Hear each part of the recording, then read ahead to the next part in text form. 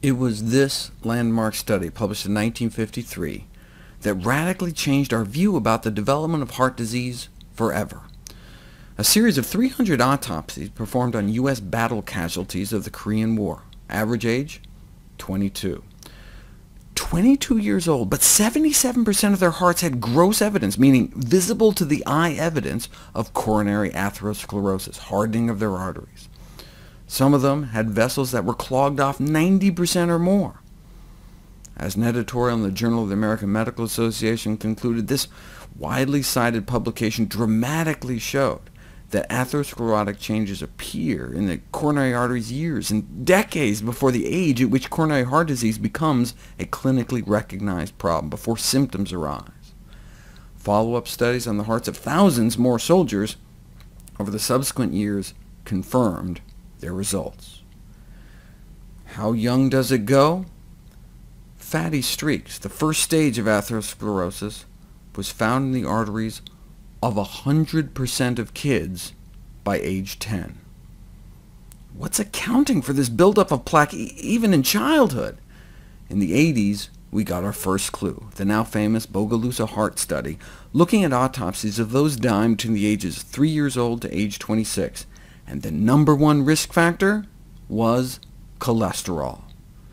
You could see the stepwise increase in the amount of their arteries covered in fatty streaks as the level of bad cholesterol in the blood increased. As powerful as this was only looking at 30 kids.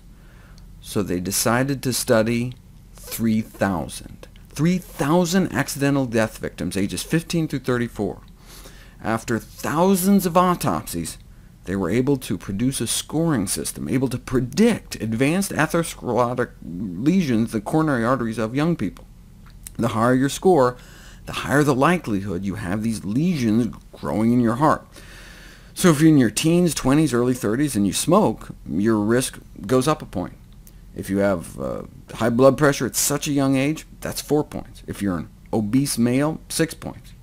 But high cholesterol was the worst.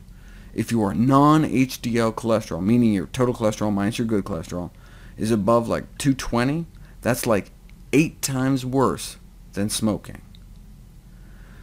So let's say you're a young woman with relatively high cholesterol, but you don't smoke, you're not overweight, your blood pressure and blood sugars are fine.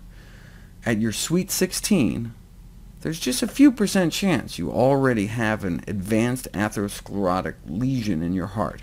But if you don't improve your diet, by your 30th birthday, there may be like a 1 in 5 chance you have some serious heart disease. And if you have really high cholesterol, it could be closer to 1 in 3. Bringing your cholesterol down to even just that of a lacto-ovo-vegetarian, and you're down to here. And if you exercise to boost your HDL, you can extrapolate down a little further. So what this shows us is that even in 15 to 19-year-olds, atherosclerosis has begun in a substantial number of individuals, and this observation suggests beginning primary prevention, at least by the late teenage years, to ameliorate every stage of atherosclerosis and to prevent a retard progression to more advanced lesions. You start kids out on a low saturated fat diet, and you may see a significant improvement in their arterial function by 11 years old. Exposure to high serum cholesterol, even in childhood, may accelerate the development of atherosclerosis. Consequently, the long-term prevention of atherosclerosis might be most effective when initiated early in life, as in 7 months of age. Atherosclerosis, hardening of the arteries, begins in childhood. Remember, by age 10, nearly all kids have fatty streaks, the first stage of the disease. Then the plaques start forming in our 20s, and get worse in our 30s, and then can start killing us off. In our hearts, it's a heart attack. In our brains, it's a stroke. In our extremities, it can mean gangrene. In our aorta, an aneurysm. If there is anyone watching this video that is older than 10 years of age, the choice likely isn't whether or not to eat healthy to prevent heart disease. It's whether or not you want to reverse the heart disease you already have.